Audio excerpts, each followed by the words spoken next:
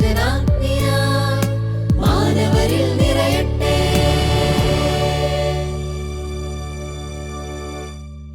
ബാറക്കുമോർ. ത്രിയേക ദൈവ തിരുനാമത്തിനു മഹത്വം. തിരുവചനാഗ്നി ധ്യാനം എന്ന ഈ അനുഗ്രഹീതമായ ശുശ്രൂഷ കീഴിലം സെന്റ് തോമസ് ധ്യാന കേന്ദ്രം ദൈവമക്കൾക്കായിട്ട് സമർപ്പിക്കുമ്പോൾ പ്രാർത്ഥനയോടെ ഒത്തിരി സ്നേഹത്തോടുകൂടെ എല്ലാവരെയും ദൈവനാമത്തിൽ സ്വാഗതം ചെയ്യുന്നു. ആയിരിക്കുന്ന ഇടങ്ങളിൽ ദൈവം ദാനമായി തന്ന ഈ നല്ല നിമിഷങ്ങളെ ഓർത്ത് പ്രാർത്ഥനയോടെ ശിരസ്സുകളെ നമിക്കാം. ഒരു നിമിഷം നമുക്കിങ്ങനെ ചേർന്ന് ഈരടികൾ പാടി പ്രാർത്ഥിക്കാം. അനാഥരല്ല, ബലഹീനരല്ല, നീ കൂടെയുള്ളപ്പോൾ ഞങ്ങൾ. അനാഥരല്ല, ബലഹീനരല്ല, നീ കൂടെയുള്ളപ്പോൾ ഞങ്ങൾ. മനസ്സാകുമോ നാഥ സുഖമാക്കുവാൻ, ഒരു വാക്കു കൽപ്പിച്ചാൽ മതിയാകുമല്ലോ. ത്രിയേക ദൈവമേ, സ്വർഗസ്ഥ പിതാവേ, ഈ നല്ല നിമിഷങ്ങൾക്കായി നന്ദിയോടെ സ്തുതിക്കുന്നു, സ്തോത്രം ചെയ്യുന്നു. വലിയ സ്നേഹത്തിന്റെ സ്വാന്തനം ഞങ്ങളോട് അരുളി ചെയ്തു. നിങ്ങൾ ബലഹീനരോ അനാഥരോ അല്ല, നിങ്ങളോടൊപ്പം ഞാനുണ്ട്. പെറ്റമ്മ മറന്നാലും മറക്കാത്ത ദൈവമേ, അങ്ങയുടെ സ്നേഹം ഞങ്ങളിൽ നിറയണമേ. ശുദ്ധമുള്ള യെശയ്യാവിന്റെ പുസ്തകം 40-ാം അധ്യായം 31-ാമത്തെ തിരുവചനം. ദൈവത്തിൽ ആശ്രയിക്കുന്നവൻ വീണ്ടും ശക്തി പ്രാപിക്കും. അവൻ കഴുകന്മാരെ പോലെ ചിറകടിച്ചുയരും. അവർ ഓടിയാലും ക്ഷീണിക്കുകയില്ല, നടന്നാലും തളരുകയില്ല. കർത്താവേ, ഞാൻ അങ്ങയിൽ ആശ്രയിക്കുന്നു എന്ന് സങ്കീർത്തനക്കാരൻ 31-ാം സങ്കീർത്തനത്തിന്റെ 14-ാമത്തെ വചനത്തിലൂടെ പ്രാർത്ഥിച്ചതുപോലെ ദൈവമേ, ഉള്ളം തുറന്ന് ഹൃദയത്തിന്റെ ആഴത്തിൽ നിന്ന് ഞങ്ങൾ അങ്ങയോട് പ്രാർത്ഥിക്കുന്നു. ഞങ്ങൾ അങ്ങയിൽ ആശ്രയിക്കുന്നു. എന്തെന്നാൽ അവിടുന്ന് ഞങ്ങളുടെ ദൈവമാണ്. ശുദ്ധമുള്ള യോഹന്നാൻ 3:16. എന്തെന്നാൽ അവനിൽ വിശ്വസിക്കുന്ന ഏവനും നശിച്ചു പോകാതെ നിത്യജീവൻ പ്രാപിക്കുവാൻ തക്കവണ്ണം തന്റെ ഏകജാതനെ നൽകുവാൻ തക്കവണ്ണം ദൈവം ലോകത്തെ സ്നേഹിച്ചു. നാഥ, അവിടുന്ന് എന്നെ സ്നേഹിച്ചു എന്ന് തിരിച്ചറിയാൻ ഈ ശുശ്രൂഷ മുഖാന്തരമായി തീരണമേ. പരിശുദ്ധ ദൈവമാതാവിന്റെയും സർവ്വവിശുദ്ധന്മാരുടെയും മധ്യസ്ഥതയിൽ അഭയം തേടി പ്രാർത്ഥിക്കുമ്പോൾ ത്രിയേക ദൈവമേ, കൃപയോടെ കേട്ട് ഉത്തരമരുളുമാറാകണമേ. ആമീൻ. ഹല്ലേലൂയ. കാരുണ്യവാനായ ദൈവത്തിന്റെ കരുണയിൽ ആശ്രയിച്ചുകൊണ്ട് പരിശുദ്ധമായ ഈ നോമ്പിന്റെ നാളുകളിൽ നമ്മെ തന്നെ സമർപ്പിച്ച് ഈ പരിശുദ്ധമായ വചന ശുശ്രൂഷയോട് നമുക്ക് ചേർന്നിരിക്കാം. പലവിധത്തിലുള്ള ഭാരങ്ങളും പ്രയാസങ്ങളും നമ്മുടെ ജീവിതത്തെയൊക്കെ അലട്ടുന്നുണ്ടാകാം. നിരാശ എന്നെയും നിങ്ങളെയും പിടികൂടുന്നുണ്ടായിരിക്കാം. ഒരുപക്ഷെ ആത്മഹത്യയുടെയും ജീവിത നൈരാശ്യത്തിന്റെയും കഥകളാണ് ഈ നാളുകളിൽ നമ്മളൊക്കെ കേട്ടുകൊണ്ടിരിക്കുന്നത്. അപ്പോൾ ചുറ്റുപാടും കേൾക്കുന്ന അരുതാത്ത വാർത്തകൾ കേൾക്കുമ്പോഴൊക്കെ നമ്മൾ ആകെ തകർന്നു പോകാറുണ്ട്.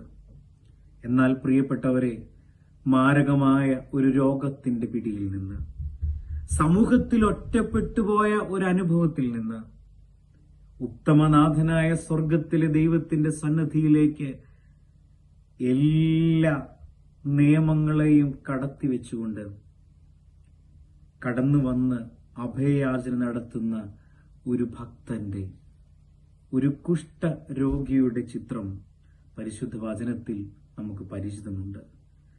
സ്നേഹമുള്ളവരെ, ശുദ്ധമുള്ള ലൂക്കോസിന്റെ സുവിശേഷം 5-ാം അധ്യായത്തിന്റെ 12 മുതലുള്ള വചനഭാഗങ്ങളിൽ പട്ടണത്തിൽ കർത്താവിന്റെ അടുക്കിലേക്ക് കടന്നു വരുന്ന ആ കുഷ്ഠരോഗിയെ നമ്മൾ കാണുകയാണ്. ഇന്നത്തെ ഈ അനുഗ്രഹീതമായ ശുശ്രൂഷയ്ക്കായി താക്കോൽ വാക്യമായി ശുദ്ധമുള്ള ലൂക്കോസിന്റെ സുവിശേഷം 5-ാം അധ്യായത്തിന്റെ 13-ാമത്തെ വചനം പ്രാർത്ഥനയോടെ തിരഞ്ഞെടുക്കുകയാണ്. സൗഖ്യമാക്കുവാൻ നിനക്ക് മനസ്സുണ്ടോ? യേശു കൈനീട്ടി അവനെ തൊട്ടു. എനിക്ക് മനസ്സുണ്ട്, നീ ശുദ്ധനാകുക എന്ന് പറഞ്ഞു. പ്രിയപ്പെട്ടവരെ, പരിചയമുള്ള ഒരു വചനഭാഗമാണ്. ഒത്തിരി വചന സന്ദേശങ്ങൾ നമ്മൾ കേട്ടിട്ടുണ്ട്.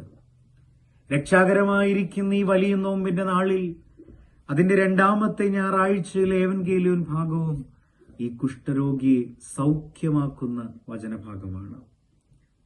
കർത്താവിനാൽ അനുഗ്രഹിക്കപ്പെട്ടവരെ, ഈ വചനഭാഗമാണ് ഇന്ന് പ്രാർത്ഥനയോടെ നമ്മൾ ചിന്തിക്കുന്നത്. എന്നെ സൗഖ്യമാക്കുവാൻ നിനക്ക് മനസ്സുണ്ടോ?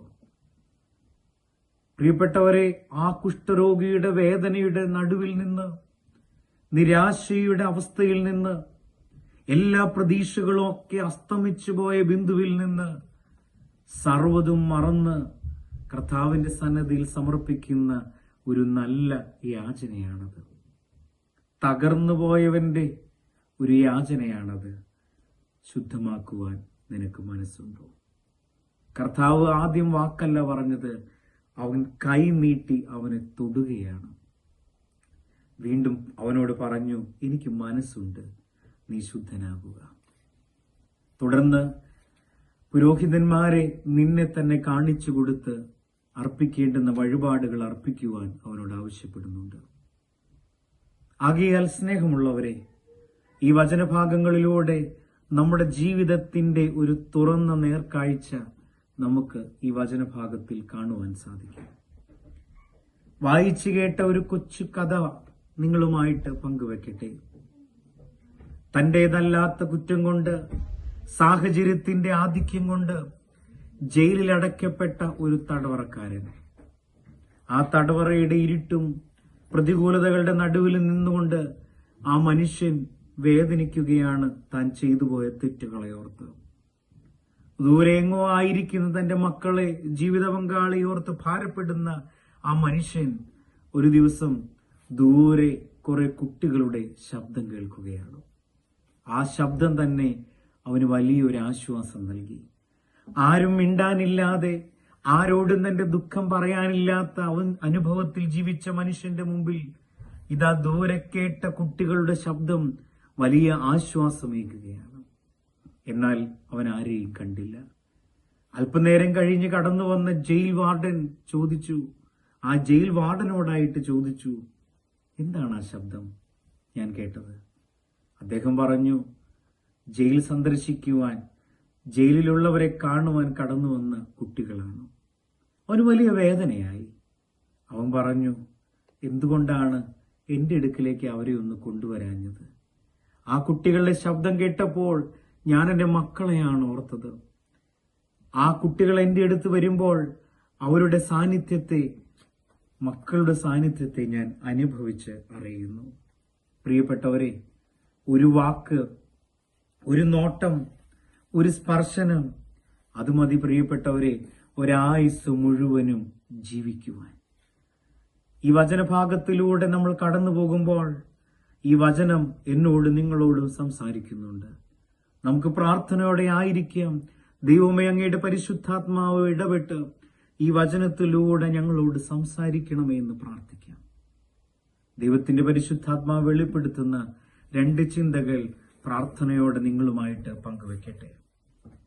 ഒന്ന്, ഒന്നാവലിന്റെ അനുഭവമാണ് യഥാർത്ഥമായ പ്രാർത്ഥന. നിരപ്പാകലിന്റെ അനുഭവമാണ് യഥാർത്ഥത്തിൽ പ്രാർത്ഥന എന്ന് പറയുന്നത്. ഇവിടെ കുഷ്ഠരോഗിയായ മനുഷ്യൻ കർത്താവിന്റെ തിരുസന്നിധിയിൽ സമർപ്പിക്കുന്ന ഒരു പ്രാർത്ഥനയുണ്ട്. നിനക്ക് മനസ്സാകുമോ എന്നെ ശുദ്ധനാക്കാൻ? ജീവിതഗന്ധിയായ ഒരു പ്രാർത്ഥനയാണത്. ഹൃദയം തകർന്നുള്ള ഒരു പ്രാർത്ഥനയാണ്.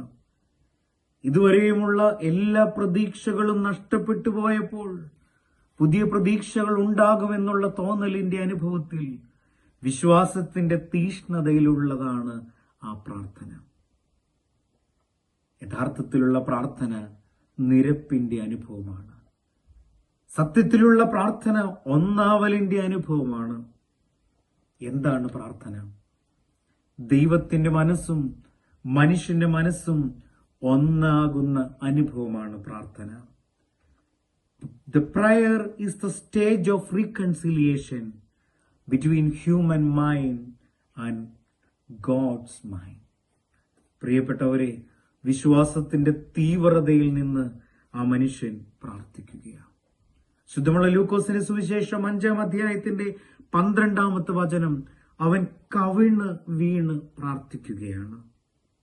പൂർണ്ണമായ വിധേയപ്പെടലാണ് പ്രിയപ്പെട്ടവരെ ദൈവസന്നിധിയിലുള്ള യഥാർത്ഥമായ പ്രാർത്ഥന. 73-ാം സങ്കീർത്തനത്തിന്റെ 26-ാമത്തെ വചനം, എന്റെ മനസ്സും എന്റെ ശരീരവും ക്ഷീണിച്ചു പോയേക്കാം, എന്നാൽ ദൈവമാണ് എന്റെ ബലം, അവിടുന്നാണ് എന്നേക്കുമുള്ള എന്റെ ഓഹരി. ഭക്തനായ സങ്കീർത്തനക്കാരന്റെ ആ പ്രാർത്ഥന എനിക്കും നിങ്ങൾക്കും വലിയ ബലമാകുകയാണ് പ്രിയപ്പെട്ടവരെ. മനസ്സ് ശരീരവും ക്ഷീണിച്ചു പോയാലും ദൈവത്തെ ബലമായി പിടിക്കുന്ന സങ്കീർത്തനക്കാരൻ, ദൈവമാണ് ഓഹരി എന്ന് വിശ്വാസത്തോടെ പ്രഖ്യാപിക്കുന്ന ഭക്തൻ. നമുക്കും അങ്ങനെയാകുമ്പോൾ നമ്മുടെ പ്രാർത്ഥനകൾ നിരപ്പിന്റെ അനുഭവത്തിലാവുകയാണ്. നമ്മുടെ പ്രാർത്ഥനകൾ യഥാർത്ഥത്തിലുള്ള ഒന്നാവലിന്റെ അനുഭവമാവുകയാണ്.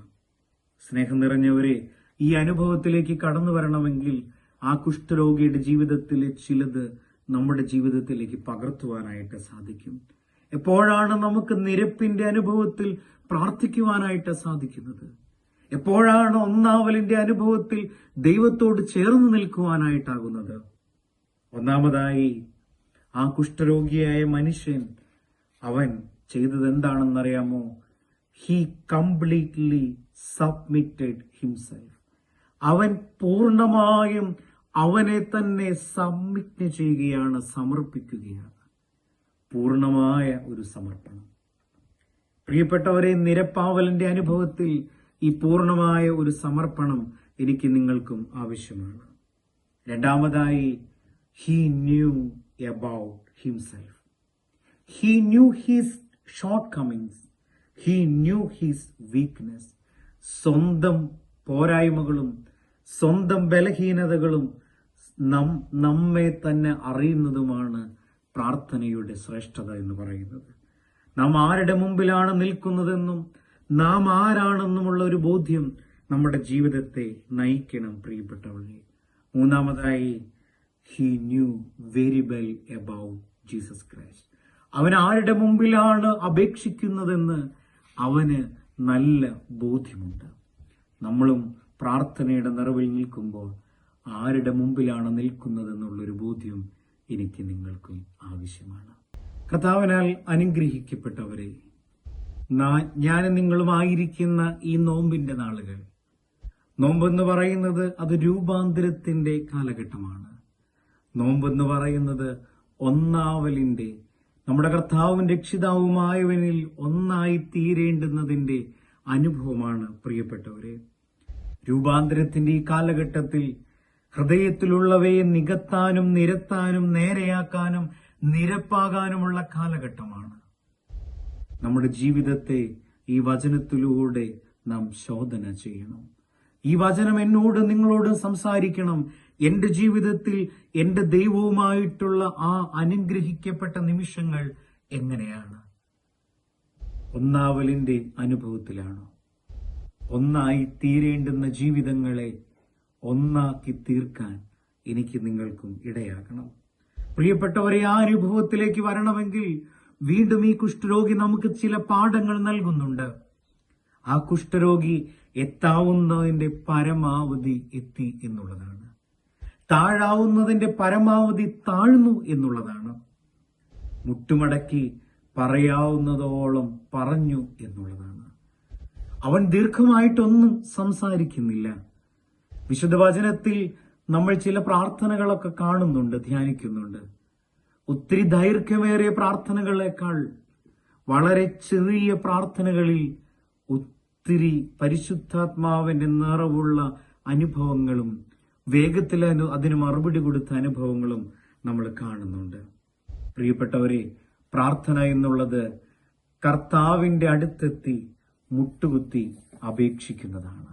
തമ്പുരാന്റെ സന്നിധിയിൽ മുട്ടുകളെ മടക്കി ഹൃദയം തുറന്ന് അപേക്ഷിക്കുന്നതാണ് പ്രാർത്ഥന. ശുദ്ധമുള്ള 4-ാമത്തെ സങ്കീർത്തനം 2-ാമത്തെ വചനം, ഞാൻ യഹോവയെ വിളിച്ച് അപേക്ഷിക്കും, അവൻ കേൾക്കും. ഇത് വലിയൊരു വിശ്വാസമാണ്. യഹോവ കേൾക്കുന്ന ഒരു ദൈവമാണ്. യഹോവ കേട്ടിട്ട് പ്രവർത്തിക്കാത്ത ദൈവമല്ല. അവൻ കണ്ണുനീരോടെ അപേക്ഷിക്കുന്നവന്റെ കണ്ണുനീരിനെ തുടച്ച് അവന് സൗഖ്യം, അവന് ആവശ്യമുള്ളത് നൽകുന്ന സ്വർഗത്തിലെ വലിയവനായ ഒരു ദൈവമാണ്.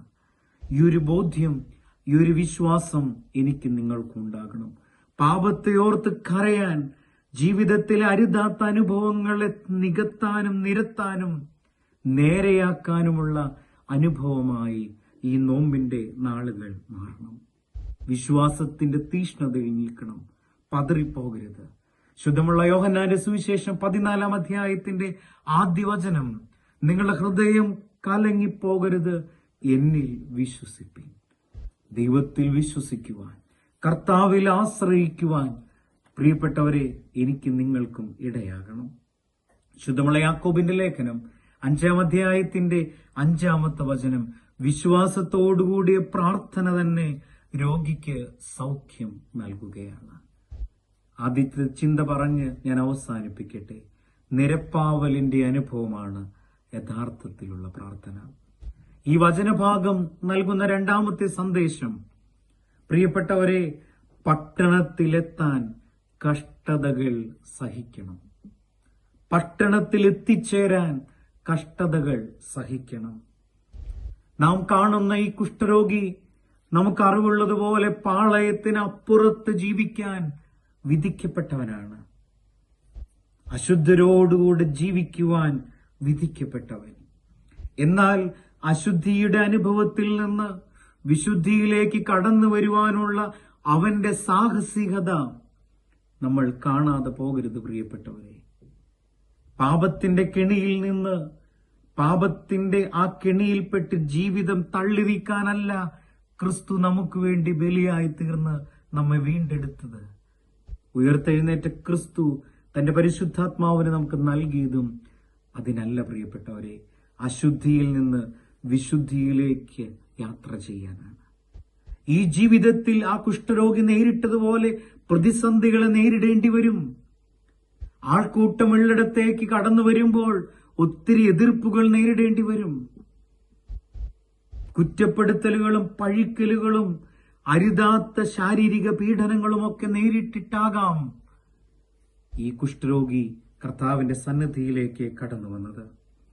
ശുദ്ധമുള്ള ലേവ്യരുടെ പുസ്തകം 13-ാം അധ്യായത്തിന്റെ 36-ാമത്തെ വചനം, തനിച്ചു പാർക്കണം കുഷ്ഠരോഗികൾ, പാളയത്തിന് പുറത്തായിരിക്കണം അവരുടെ താമസമെന്നെല്ലാം കൃത്യമായി വചനത്തിൽ രേഖപ്പെടുത്തിയിരിക്കുമ്പോൾ, തനിച്ചു പാർക്കാനല്ല, ഒറ്റയ്ക്ക് ജീവിക്കാനല്ല, ക്രിസ്തുവിനോടൊപ്പം ജീവിക്കാനാണ് തമ്പുരാൻ എന്നെയും നിങ്ങളെയും കൂട്ടി വരുത്തിയത്. പ്രിയപ്പെട്ടവരെ, നമ്മുടെയൊക്കെ വാസം ക്രിസ്തുവിനോടുകൂടെ ആയിരിക്കണം. ക്രിസ്തുവിനോടുകൂടെ ജീവിക്കുമ്പോഴാണ് ക്രിസ്തുവിൽ മരിക്കുവാൻ എനിക്ക് നിങ്ങൾക്കും ഇടയാകുന്നത്. പ്രിയപ്പെട്ടവരെ, മനസ്സുണ്ടെങ്കിൽ മാർഗമുണ്ടെന്ന് വചനം ഓർമ്മപ്പെടുത്തുമ്പോൾ, ഈ നോമ്പിന്റെ നാളുകളിൽ നമ്മൾ ഓരോരുത്തരും എടുക്കുന്ന ഓരോന്നും പ്രാർത്ഥനകളാകാം, ജീവകാരുണ്യ പ്രവർത്തനങ്ങളാകാം, ചില വർജനത്തിന്റെ അനുഭവമാകാം, ചില ആർജിക്കലുകളുടെ അനുഭവമാകാം. ഇതെല്ലാം സ്വർഗീയ പട്ടണത്തിൽ എത്തിച്ചേരുന്നതിനുള്ള ചില പരിശ്രമങ്ങളാണ്. വചനത്തിൽ ഓർമ്മപ്പെടുത്തുന്നുണ്ട്. ശുദ്ധമുള്ള ലൂക്കോസിന്റെ സുവിശേഷം 13-ാം അധ്യായത്തിന്റെ 24-ാമത്തെ വചനം, ഇടുങ്ങിയ വാതിലിലൂടെ നിങ്ങൾ അകത്ത് കടപ്പിൻ. പ്രിയപ്പെട്ടവരെ, ഇടുങ്ങിയ അനുഭവത്തിലൂടെ കടന്നു വരുമ്പോഴാണ് സ്വർഗീയമായിരിക്കുന്ന അനുഗ്രഹങ്ങൾ എനിക്ക് നിങ്ങൾക്കും ലഭിക്കുന്നത്. വിശാലമായ വാതിലുകളിലൂടെ ആ യാത്ര ചെയ്യുമ്പോൾ ഒരുപക്ഷെ പലതും നമ്മൾക്ക് ലഭിച്ചെന്ന് വരാം. എന്നാൽ ഇടുങ്ങലിന്റെ അനുഭവം, ഞെരുക്കത്തിന്റെ അനുഭവം, സഹനങ്ങളുടെ അനുഭവം, സഹനത്തിന്റെ തീച്ചുളയിലൂടെ കടന്നു പോകുന്ന അനുഭവങ്ങൾ, പരീക്ഷകൾ സഹിക്കുന്ന മനുഷ്യൻ ഭാഗ്യവാനെന്ന് വചനം ഓർമ്മപ്പെടുത്തും പ്രകാരം പരീക്ഷകളെ നേരിടാൻ, സഹനങ്ങളിൽ ദൈവമേ കരുണ തോന്നണമെന്ന് പ്രാർത്ഥിക്കുവാൻ എനിക്ക് നിങ്ങൾക്കും ഇടയാകണം. ശുദ്ധമുള്ള ലൂക്കോസിന്റെ സുവിശേഷം 12-ാം അധ്യായത്തിന്റെ 33-ാമത്തെ വചനം, ഒടുങ്ങാത്ത നിക്ഷേപം സ്വർഗത്തിൽ നിങ്ങൾ സംഭരിച്ചു കൊള്ളുകയും. സ്വർഗീയമായ പട്ടണത്തിൽ എത്തിച്ചേരുവാനുള്ള ഒരു വലിയൊരു ആഹ്വാനം, അതിനുവേണ്ടി അധ്യധ്വാനം ചെയ്യുന്നവരായി നമ്മൾ ഓരോരുത്തരും മാറണമെന്ന് വചനം ഓർമ്മപ്പെടുത്തുകയാണ്. ആ കർത്താവിന്റെ സന്നദ്ധിയെ എത്തിയപ്പോഴാണ് സൗഖ്യം ആ കുഷ്ഠരോഗിക്ക് ലഭിച്ചത്. സ്വർഗീയ പട്ടണത്തിൽ എത്തിച്ചേരുമ്പോഴാണ് നമ്മുടെ ഓരോരുത്തരുടെയും ജീവിതങ്ങൾ അർത്ഥപൂർണമായി തീരുന്നത്. രക്ഷയുടെ അനുഭവത്തിലേക്ക് എത്തിച്ചേരണമെങ്കിൽ ഈ പട്ടണത്തിലേക്ക് നമ്മൾ ഓരോരുത്തരും യാത്ര ചെയ്യണം. അതിനുവേണ്ടി നമ്മുടെ ജീവിതങ്ങളെ ഒരുക്കുവാനായിട്ട് നമുക്കിടയാകണം. എന്തിനു വേണ്ടിയിട്ടാണ് അങ്ങനെ ഒരുങ്ങേണ്ടുന്നത്? 1 കൊരിന്ത്യർ 2-ാം അധ്യായത്തിന്റെ 9-ാമത്തെ വചനം, ദൈവം തന്നെ സ്നേഹിക്കുന്നവർക്കായി സജ്ജീകരിച്ചിരിക്കുന്നവ കണ്ണ് കണ്ടിട്ട് കാണുകയോ ചെവികൾ കേൾക്കുകയോ മനുഷ്യന്റെ ഹൃദയത്തിൽ കടക്കുകയോ ചെയ്തിട്ടില്ല. അത്രമാത്രം ശ്രേഷ്ഠമായ ഒരു അനുഭവമാണ് ഈ സ്വർഗീയമായ അനുഭവം എന്ന് പറയുന്നത്. ആകയാൽ പ്രിയപ്പെട്ടവരെ, പട്ടണത്തിനകത്ത് പാളയത്തിനപ്പുറത്ത് നിന്ന് കടക്കുവാനുള്ള ഉത്സാഹം എനിക്ക് നിങ്ങൾക്കും ഉണ്ടാകണം. അശുദ്ധിയിൽ നിന്ന് വിശുദ്ധിയുടെ തലങ്ങളിലേക്ക് കടന്നു വന്ന ആ കുഷ്ഠരോഗി നമുക്ക് നൽകുന്ന സന്ദേശവും അത് തന്നെയാണ്. പട്ടണത്തിലേക്ക്, സ്വർഗീയ പട്ടണത്തിലേക്ക് ദൈവം എന്നെയും നിങ്ങളെയും വിളിക്കുകയാണ്. ഈ വചനത്തിലൂടെ ആ വിശുദ്ധിയുടെ അനുഭവങ്ങളിലേക്ക് കടന്നു വരുവാൻ എനിക്ക് നിങ്ങൾക്കും ഇടയാകണം. നോമ്പെന്ന് പറയുന്നതും വിശുദ്ധീകരണത്തിന്റെ അനുഭവമാണ്. അശുദ്ധിയുടെ തലങ്ങളെ നീക്കി വിശുദ്ധിയിലേക്ക് വളരാനുള്ള ഒരു വിളിയാണ് ഓരോ നോമ്പും.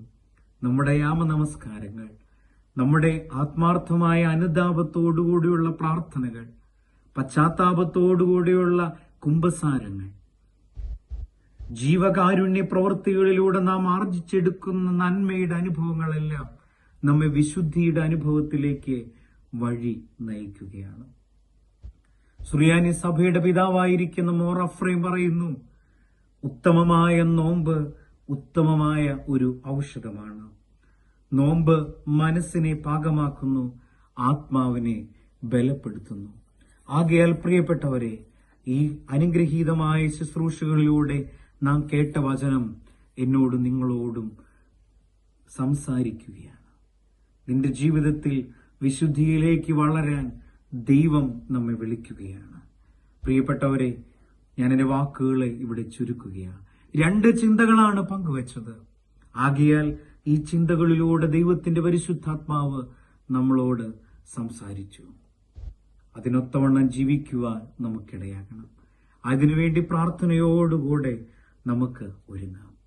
പ്രിയപ്പെട്ടവരെ, നമുക്കിങ്ങനെ ചേർന്ന് പാടാം.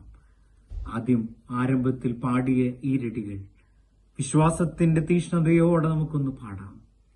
ചേർന്നിങ്ങനെ പാടാം.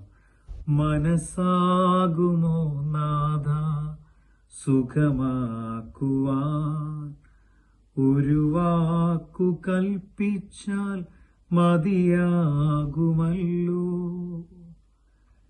അനാഥരല്ല, ബലഹീനരല്ല, നീ കൂടെയുള്ളപ്പോൾ നാഥ.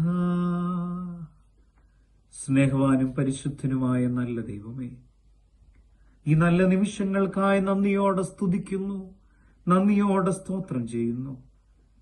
ഞങ്ങളുടെ ജീവിതത്തിന്റെ ഓരോ നിമിഷവും ഞങ്ങളെ കാത്തുപരിപാലിക്കുന്ന സ്വർഗത്തിലെ നല്ല ദൈവമേ, എത്ര സ്തുതിച്ചാലും എത്ര മഹത്വപ്പെടുത്തിയാലും മതിവരാത്ത പൊന്നുതമ്പുരാനെ, ഞങ്ങളുടെ ജീവിതത്തിൽ ചൊരിഞ്ഞ എല്ലാ നന്മകളെയും ഓർത്ത് ഞങ്ങളുടെ ജീവിതത്തിൽ പെയ്തിറക്കിയ എല്ലാ അനുഭവങ്ങൾക്കും അനുഗ്രഹങ്ങൾക്കുമായി നന്ദിയോടെ സ്തുതിക്കുന്നു, സ്തോത്രം ചെയ്യുന്നു. ദൈവമേ, വിശ്വാസത്തോടെ ഞങ്ങൾ വായിച്ച വചനം, എന്നെ ശുദ്ധനാക്കുവാൻ നിനക്ക് മനസ്സുണ്ടോ? ദൈവമേ, ഹല്ലേലൂയ, വിശ്വാസത്തോടെ ഞാൻ പ്രാർത്ഥിക്കുകയാണ്. ദൈവമേ, ഞാൻ അനുഭവിക്കുന്ന വേദനയുടെ നടുവിൽ എനിക്ക് ആശ്വാസമേകാൻ, എന്റെ രോഗത്തിന്റെ നടുവിൽ എനിക്ക് സൗഖ്യമേകാൻ, മനം തകർന്നിരിക്കുന്ന അനുഭവത്തിൽ എന്നെ സൗഖ്യപ്പെടുത്തി ആശ്വാസമേകാൻ, എന്നെ വഴി നയിക്കുവാൻ എന്റെ പിതാവേ മനസ്സുണ്ടോ? സ്വർഗത്തിലെ ദൈവിക ശബ്ദം ഞാൻ തിരിച്ചറിയുക. എൻ്റെ മകനെ, എൻ്റെ മകളെ, നിന്നെ തൊടാൻ എനിക്ക് മനസ്സുണ്ട്. ഹല്ലേലൂയ, ഹല്ലേലൂയ, ഹല്ലേലൂയ. ദൈവമേ, എൻ്റെ ജീവിതത്തെ ഒന്ന് സ്പർശിക്കണമേ. എൻ്റെ ജീവിതത്തിന്റെ വേദനകളെ ഒന്ന് തൊടണമേ, അവിടെ ഏറ്റെടുക്കണമേ. എന്നെ ഞെരുക്കുന്ന പ്രതിസന്ധികളിൽ എന്നെ കരം പിടിച്ച് അതിനെ അതിജീവിക്കുവാൻ എനിക്ക് ശക്തി നൽകണമേ. സൗഖ്യമാക്കുവാൻ എനിക്ക് മനസ്സുണ്ടെന്ന് പറഞ്ഞ ദൈവമേ, എന്നോട് മനസ്സലിയണമേ. എൻ്റെ മനസ്സ് തകർച്ചയെ അവിടുന്ന് കണ്ട് എൻ്റെ മനസ്സിനെ രൂപാന്തരപ്പെടുത്തണമേ. ക്രിസ്തുവിൽ എന്നെ ബലപ്പെടുത്തണമേ. ദൈവമേ, ദൈവത്തിൽ ആശ്രയിക്കുന്നവൻ ശക്തിയെ പ്രാപിക്കുമെന്ന് വചനം ഓർമ്മപ്പെടുത്തുമ്പോൾ ഇതാ കുഷ്ഠരോഗി സൗഖ്യപ്പെട്ട് പുരോഹിതന്മാരുടെ മുമ്പിലേക്ക് കടന്നു വരികയാണ്. പാളയത്തിന് അപ്പുറത്ത് ജീവിക്കേണ്ടുന്നവൻ ഇതാ പട്ടണത്തിൽ ക്രിസ്തുവിനോടുകൂടെ ആയിരുന്ന് തന്റെ കുടുംബത്തിന്, പ്രിയപ്പെട്ടവർക്കെല്ലാം വലിയ സാക്ഷ്യമായി മാറിയിരിക്കുകയാണ്. ദൈവമേ, ഞങ്ങളുടെ കുടുംബത്തിൽ ഒരു സാക്ഷ്യമാകാൻ, ഞങ്ങളുടെ ഇടവകയിൽ ഞാനൊരു സാക്ഷ്യമാകാൻ, സമൂഹത്തിൽ ക്രിസ്തുവിന്റെ സാക്ഷിയാകാൻ ദൈവമേ എന്നെ സഹായിക്കണമേ എന്ന് പ്രാർത്ഥിക്കുകയാണ്. നോമ്പും വഴിപാടുകളുമെല്ലാം ഞങ്ങളുടെ ജീവിതത്തിന് ഒരു അനുഗ്രഹമായി മാറണമേ. ദൈവമായ കർത്താവേ, എനിക്ക് ആശ്രയം വയ്ക്കാൻ, എനിക്ക് അപേക്ഷിക്കുവാൻ സ്വർഗത്തിലെ ദൈവമേ അവിടുന്ന് മാത്രമാണല്ലോ ഉള്ളത്. പൂർണ്ണമായും ഞങ്ങളെ താഴ്ത്തി സമർപ്പിക്കുകയാണ്. ഈ ശുശ്രൂഷകളെല്ലാം ഞങ്ങൾക്ക് അനുഗ്രഹമായി മാറണമേ. കീഴിലും സെന്റ് തോമസ് ധ്യാന കേന്ദ്രം വിശ്വാസ സമൂഹത്തിനു വേണ്ടി ഈ ശുശ്രൂഷകളൊക്കെ ക്രമീകരിക്കുമ്പോൾ അതിനുവേണ്ടി ശുശ്രൂഷയിലായിരിക്കുന്ന എല്ലാ അഭിഷിക്തന്മാരെയും സിസ്റ്റേഴ്സിനെയും എല്ലാം ഞങ്ങൾ ഓർത്ത് പ്രാർത്ഥിക്കുകയാണ്. ദൈവമേ, എന്നെ മാനിക്കുന്നവനെ ഞാനും മാനിക്കുമെന്ന വചനം നിറവേറ്റി അനുഗ്രഹിക്കണമേ. വാഗ്ദത്തം നിറവേറ്റണമേ. ഈ ശുശ്രൂഷകളോട് ചേർന്നിരിക്കുന്നവർക്ക് സൗഖ്യത്തിന്റെ, ആശ്വാസത്തിന്റെ, ദൈവിക ബലപ്പെടുത്തലിന്റെ കരം അവിടുന്ന് സ്പർശിക്കണമേ എന്ന് പ്രാർത്ഥിക്കുകയാണ്. സ്വർഗത്തിലെ ദൈവമേ, ആ നോമ്പിന്റെ നാളുകളിലൂടെ അങ്ങയുടെ കാൽവരിയിലെ ക്രൂശിനെ ധ്യാനിച്ച് അവിടുന്ന് ഞങ്ങൾക്ക് വേണ്ടിയാണ്, എനിക്ക് വേണ്ടിയാണ് മരിച്ചതെന്നുള്ള ബോധ്യത്തിൽ ഇനി ഞാൻ അവന് വേണ്ടി ജീവിക്കുമെന്നുള്ള തീരുമാനത്തോടെ ജീവിക്കുവാൻ ഞങ്ങളെ സഹായിക്കണമേ. ഈ ശുശ്രൂഷയെ അനുഗ്രഹിച്ചതിന് നന്ദിയോടെ സ്തുതിക്കുന്നു. മാനവമഹത്വം അവിടെ നിന്ന് എടുക്കണമേ. പിതാവിന്റെയും പുത്രന്റെയും ജീവനുള്ള പരിശുദ്ധ റൂഹായുടെയും നാമത്തിൽ തന്നെ ആമേൻ. ഹല്ലേലൂയ. സ്നേഹമുള്ളവരെ, ഈ അനുഗ്രഹിത ശുശ്രൂഷയിലൂടെ ചേർന്നിരുന്ന എല്ലാവരെയും നന്ദിയോടെ ഓർക്കുന്നു, പ്രാർത്ഥിക്കുന്നു. ദൈവനാമം മഹത്വപ്പെടുമാറാകട്ടെ. ആമേൻ. Praise the Lord. ഹല്ലേലൂയ. കർത്താവിൽ ഏറ്റവും സ്നേഹമുള്ള ദൈവമക്കളെ, ഈ നോമ്പിൻ്റെ നാളുകളിൽ നാം സഞ്ചരിക്കുമ്പോൾ വളരെ ശ്രേഷ്ഠമായൊരു ദൂത് ബഹുമാനപ്പെട്ട സനുവച്ചനിലൂടെ പരിശുദ്ധാത്മാവ് നമുക്ക് വാഴ്ത്തി നുറുക്കി തന്നു. നമുക്ക് ദൈവത്തെ നന്ദിയോടെ സ്തുതിക്കാം. വിശുദ്ധ ലൂക്കോസിൻ്റെ സുവിശേഷം 12-ാം അധ്യായത്തിൽ 5-ാം അധ്യായത്തിൻ്റെ 12 മുതലുള്ള വേദഭാഗങ്ങളിൽ നിന്നാണ് ബഹുമാനപ്പെട്ട അച്ഛൻ സംസാരിച്ചത്. അച്ഛൻ വിദേശത്തായിരിക്കുമ്പോഴും സുവിശേഷ വേലയെ കരുതുകയും സ്നേഹിക്കുകയും ചെയ്യുന്നതോർത്ത് ദൈവത്തെ നമുക്ക് നന്ദിയോടെ സ്തുതിക്കാം.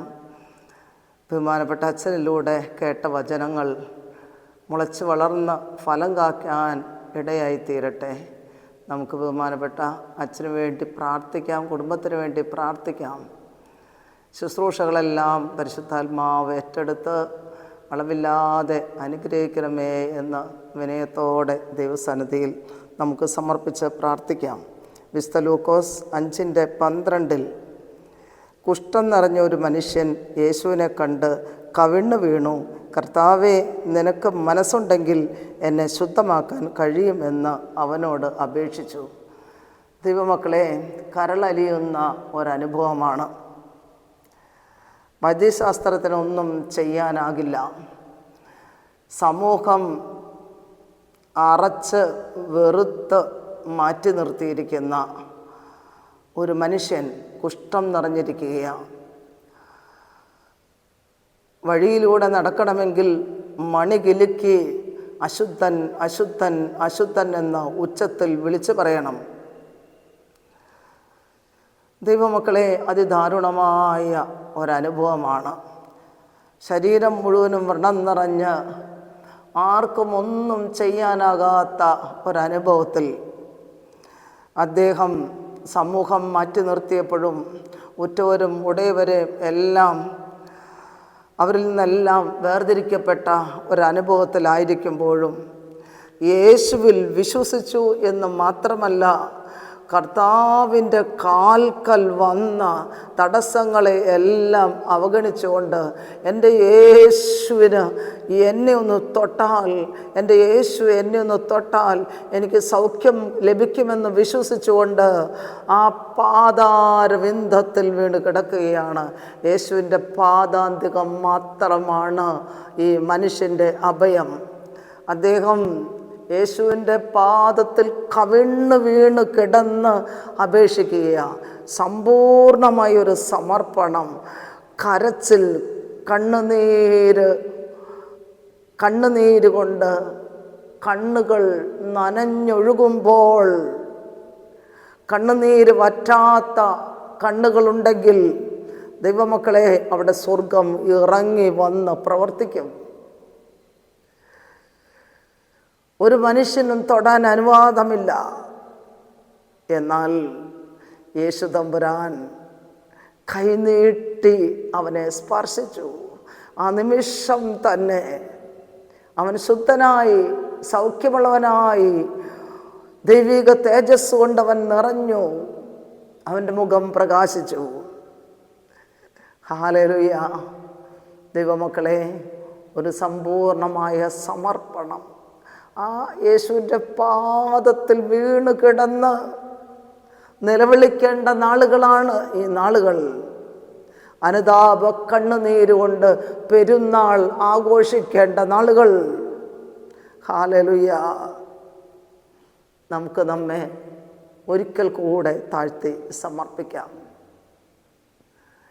ഇന്നത്തെ തിരുവചനാഗ്നി ധ്യാനം സ്പോൺസർ ചെയ്തിട്ടുള്ളത് ഷാരോൺ മിനു ദമ്പതികളാണ്. ആ മക്കളുടെ നല്ല ആവശ്യങ്ങളിൽ ദൈവമേ ഇറങ്ങി വന്ന് പ്രവർത്തിക്കണമേ എന്ന് പ്രാർത്ഥിക്കാം. അവർക്ക് ദാനമായി നൽകിയ കുഞ്ഞ് ദൈവാനുഭവത്തിൽ വളർന്നു വരാൻ പ്രാർത്ഥിക്കാം. രണ്ടുപേരുടെയും മാതാപിതാക്കൾ ദൈവിക അനുഭവത്തിലും ദൈവിക ശക്തിയിലുമായിരിക്കാൻ പ്രാർത്ഥിക്കാം. കരുണ തോന്നണമേ. അവധിക്കാല ധ്യാനങ്ങളെയെല്ലാം നമുക്ക് സമർപ്പിച്ച് കണ്ണുനീരോടെ പ്രാർത്ഥിക്കാം. ദൈവമേ കരുണ തോന്നണമേ. പ്രത്യേകിച്ച് കുഞ്ഞുങ്ങളുടെ ധ്യാനം, ടീനേജ് മക്കളുടെ ധ്യാനം ഏപ്രിൽ 2, 3, 4 തീയതികളിൽ നടത്തപ്പെടുകയാണ്. ദൈവമേ അളവില്ലാതെ അനുഗ്രഹിക്കണമെന്ന് പ്രാർത്ഥിക്കാം. ഹല്ലേലൂയ. ആന്തരിക സൗഖ്യ ധ്യാനം, കുടുംബ നവീകരണ ധ്യാനം, വിദ്യാരംഭ ധ്യാനം, സകലതും ആത്മാക്കളെ കൊയ്തെടുക്കുന്ന ശുശ്രൂഷയാക്കി മാറ്റണമേ എന്ന് പ്രാർത്ഥിക്കാം. പരിശുദ്ധമ്മേ മാതാവേ, സകല വിശുദ്ധരെ, ഈ ആലയം ദാനമായി തന്ന മകൻ്റെ നിത്യശാന്തിക്ക് വേണ്ടി, ഈ ആലയത്തിൽ ശുശ്രൂഷ ചെയ്യുന്ന പിതാക്കന്മാർക്ക് വേണ്ടി, പ്രത്യേകിച്ച് അഭിനന്ദ മാത്യൂസ് മാർ അഫ്രേം പിതാവിന് വേണ്ടി, ഇവിടുത്തെ ബഹുമാനപ്പെട്ട ആചാര്യന്മാർക്ക് വേണ്ടി, സിസ്റ്റേഴ്സിന് വേണ്ടി, സകല ശുശ്രൂഷകർക്കും വേണ്ടി ഇടതടവില്ലാതെ മാധ്യസ്ഥം വഹിക്കണമേ. എല്ലാ ശുശ്രൂഷകൾക്കും വേണ്ടി മാധ്യസ്ഥം വഹിക്കണമേ. പിതാവിൻ്റെയും പുത്രൻ്റെയും പരിശുദ്ധ റൂഹായുടെയും നാമത്തിൽ തന്നെ ആമേൻ. പിതാവായ ദൈവത്തിൻ്റെ സ്നേഹവും ഏകജാതൻ്റെ കൃപയും പരിപൂർണമാക്കുന്ന പരിശുദ്ധ റൂഹായുടെ സംബന്ധവും സഹവാസവും നിങ്ങളെല്ലാവരുടെ മേലും, നമ്മളോർത്ത് പ്രാർത്ഥിച്ച വിഷയങ്ങളുടെ മേൽ, സമർപ്പിച്ച വിഷയങ്ങളുടെ മേൽ ഇന്നും എന്നും എല്ലാ നാളും വർദ്ധിക്കുമാറാകട്ടെ. ആമേൻ.